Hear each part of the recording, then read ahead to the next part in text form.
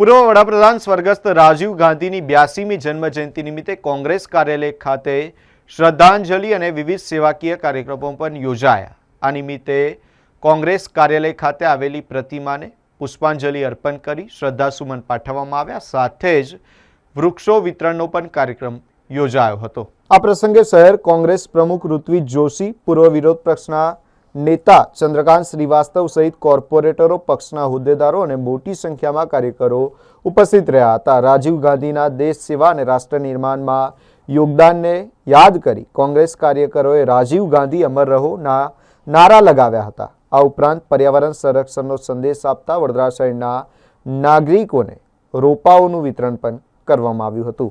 देशना पूर्व प्रधानमंत्री स्वर्गीय श्री राजीवजी गांधीनी આજે જન્મજયંતિ 82 વર્ષ થયા અને આ દેશે જે યુવાન વડાપ્રધાન ગુમાવ્યા કે જ્યારે ખૂબ જ ઓછા સમય માટે પ્રધાનમંત્રી રહ્યા, પરંતુ એમને જે કાર્યો કર્યા એના માટે રાજીવજી ગાંધીને હંમેશા માત્ર ભારત દેશમાં નહીં પણ વિશ્વમાં લોકો યાદ કરે। કારણ કે એક યુવાન વડાપ્રધાન હતા। એમના દ્વારા કરવામાં આવ્યા જે કાર્યોમાં મહત્વના કાર્યો યુવાનોની વાત કરીએ તો 21 વર્ષનો મતનો અધિકાર એ 18 વર્ષનો કર્યો।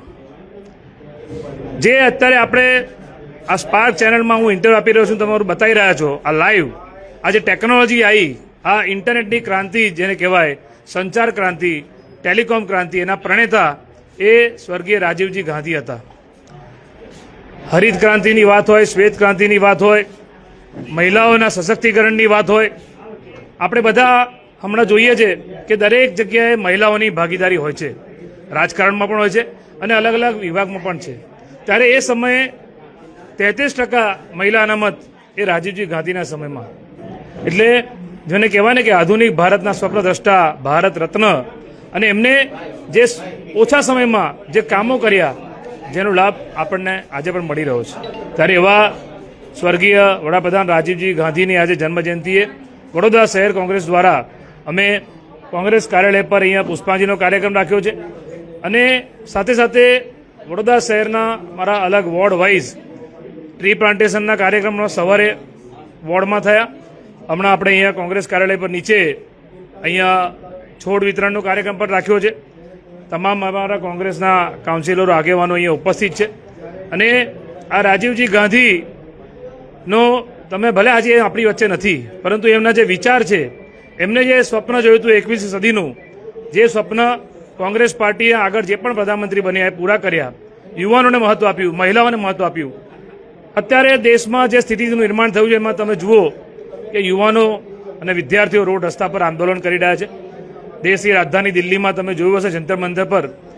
एटले कांग्रेस पार्टीए जे भारत देश बनाव्यो, जे लोकशाही बंधारण बनाव्युं અને એનો લાભ જે લોકોને જે એમના માટે લાભકારી યોજનાઓ આજે સત્તામાં જે લોકો બેઠા છે એકદમ વિપરીત કામ કરી રહ્યા છે અને માટે જ યુવાનો અને વિદ્યાર્થીઓ બધા આ અત્યારના હાલમાં જે સત્તામાં બેઠા એમની સામે પડ્યા છે।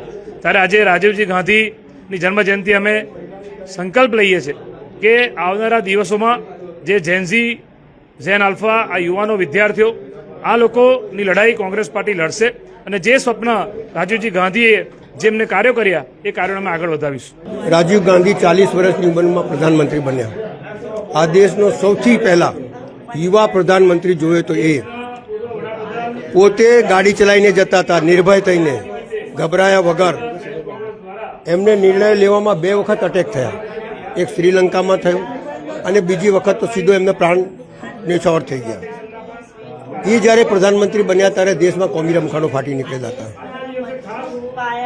પોતાની પરવા કર્યા વગર પોતાની માતાની હત્યા કરનારાઓ ઉપર કોમી રમખાણ થયેલા તો પણ આ દેશમાં એકતા અને અખંડતા બની રહે એના માટે કર્ફ્યુ લગાડ્યું અને દેશ શાંત કર્યું। 33% મહિલાઓને પ્રાવધાન આપ્યું।